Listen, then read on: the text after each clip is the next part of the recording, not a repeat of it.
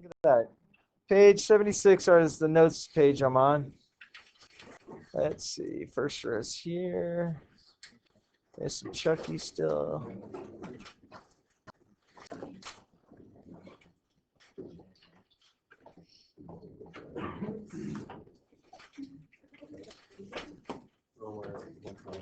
How was your weekend, Stuart? It was good. You? It was actually really good. Yay. Saturday I caught like 15 fish, There you go. and then yesterday I caught like 20. Wow. So yeah, pretty good.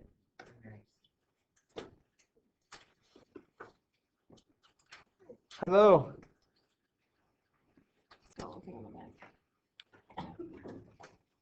That's all right. Okay. Cool. Thank you.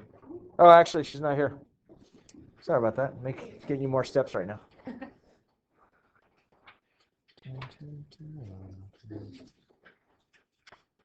All right. So, we already we played around with this a little bit the other day, and we're just make sure we feel good. So, there's times that you might be combining distributions. You have multiple events, and it allows you to find the probability of things that are take place. As the percent, take the percent as your probability. So they go with two different bowlers. And I know we talked about people who are coming to class versus not coming to class, and we had some fun with it. But if you have, let's say you had Fred Flintstone and then Barney Rubble. If I can spell Barney. So let's say Fred has a average score of bowling of 140, and Barney has an average score of 160. But Fred's standard deviation is say 10, and Barney's is 20. Okay, still following our storyline.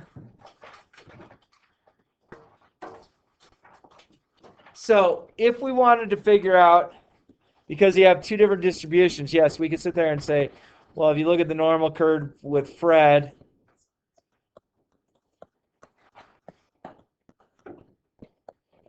and then if you looked at Barney,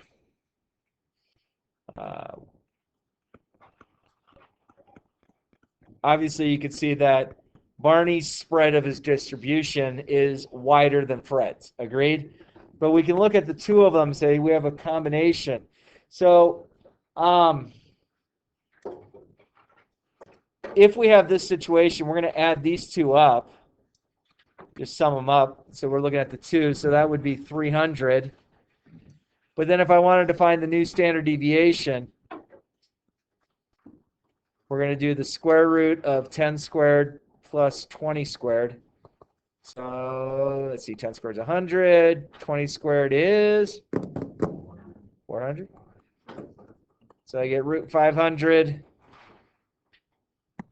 So let's just make sure things are good. Let's see, root 500. So our standard deviation becomes 22.4 rounded to one decimal place.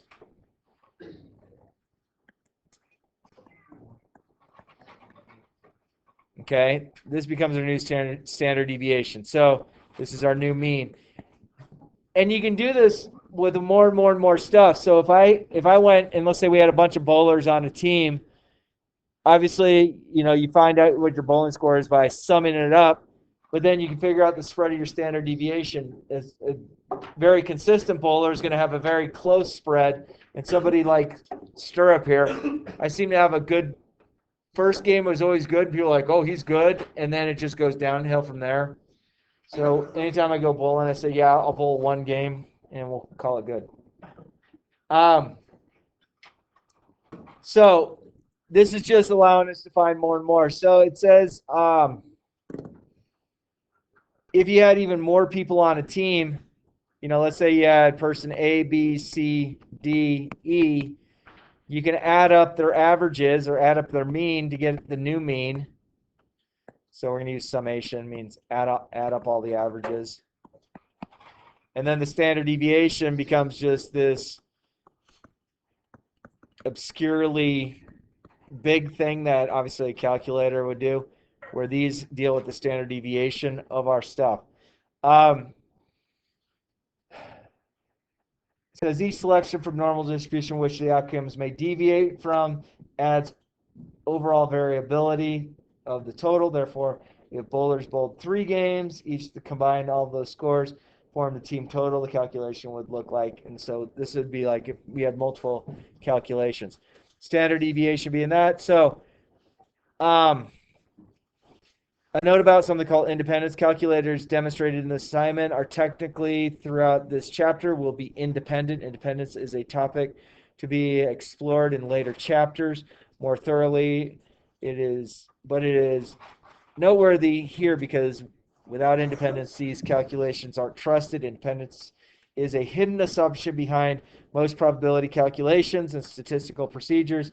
In a nutshell, independence suggests that each observation in a random selection from a normal distribution has no effect of the resultant observations. If a high bowling score is selected, for example, it doesn't increase or decrease the chance the next game will be high score effectively. The normal distribution resets back to its usual mean and the standard deviation with each observation. I'm just reading. These are the last thing. Independence can be violated in any number of ways. In the bowling example, it is the reading what is the low score of the evidence. So this bowler is feeling sick, will probably continue to perform below normal. What if the bowler is using a new ball, different weight, which is undermining the original normal distribution? We must be able to assume that normal distribution we are using with mean and standard deviation is the effective probability of the model of every game. Okay, so with that known, I think my goal is for this week, for all 2 days, is to make sure that we get done in class what I assign. Now, I know a lot of you sit there and say, oh, I'm just going to sit here and stare at my phone the whole time, and then I'm going to bitch at Stirp because I did crappy on my quiz. Figure it out. Let's have you guys work on this page. Page 201, 202. Get it done. Get it done before the end of the period. You don't have an assignment tonight. I do have to give you the next couple of pages. My goal after break is hopefully Wednesday after break we would come in and we would do our test on this unit, okay?